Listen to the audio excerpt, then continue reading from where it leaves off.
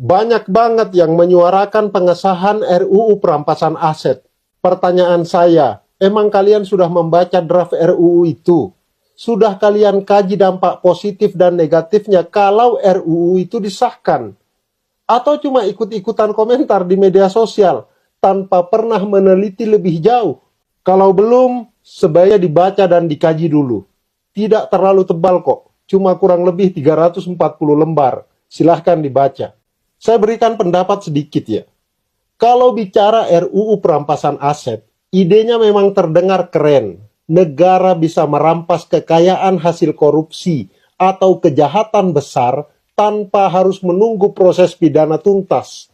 Di atas kertas ini terlihat progresif, tapi mari jujur, dalam praktek hukum kita yang masih penuh celah ini, RUU ini bisa jadi pedang bermata dua.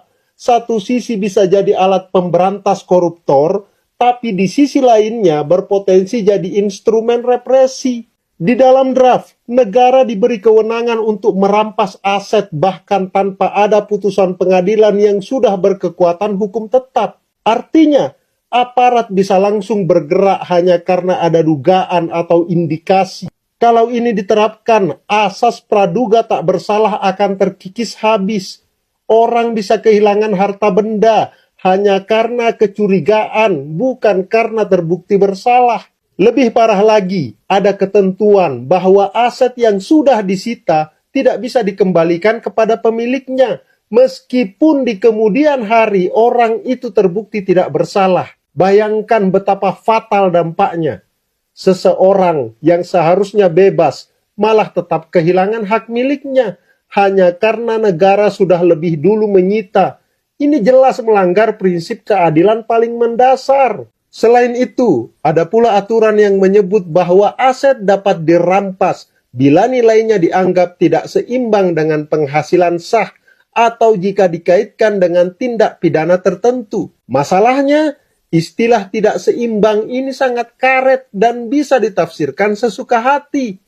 Apa ukuran tidak seimbang itu? Apakah hanya berdasarkan pandangan subjektif aparat? Celah seperti inilah yang sangat berbahaya karena bisa dipakai untuk memelintir hukum sesuai kepentingan tertentu. Resikonya jelas. Pertama, asas praduga tak bersalah bisa hilang begitu saja. Kedua, ruang kriminalisasi politik terbuka lebar. Oposisi atau pihak yang dianggap mengganggu kepentingan penguasa bisa dijadikan target. Hukum yang seharusnya dilindungi justru bisa berubah jadi senjata politik. Ketiga, ada benturan langsung dengan konstitusi. Undang-Undang Dasar 1945 menjamin hak kepemilikan setiap warga negara. Kalau mekanisme penyitaan aset bisa dilakukan tanpa perlindungan maksimal, maka kita sedang melanggar konstitusi dan membuka jalan menuju otoritarianisme atas nama pemberantasan korupsi. Dampaknya bukan hanya soal hukum, kepercayaan publik bisa hancur. Kalau aturan ini dijalankan tanpa transparansi dan akuntabilitas, masyarakat akan semakin curiga bahwa hukum hanya alat penguasa. Rakyat akan makin jauh dari rasa percaya terhadap negara, karena hukum dipandang bukan sebagai pelindung, melainkan ancaman. Coba bayangkan ya, seorang pengusaha bisa kehilangan asetnya hanya karena dianggap memiliki harta yang tidak seimbang dengan penghasilannya. Ribuan karyawan bisa kehilangan pekerjaan hanya karena tuduhan yang belum tentu benar. Seorang oposisi politik bisa tiba-tiba jadi sasaran dengan dalih ada aset mencurigakan. Aktivis yang kritis terhadap pemerintah bisa dibungkam lewat mekanisme ini. Semua itu mungkin terjadi karena tafsir kata-kata dalam RUU tersebut sangat longgar dan rawan dipelintir.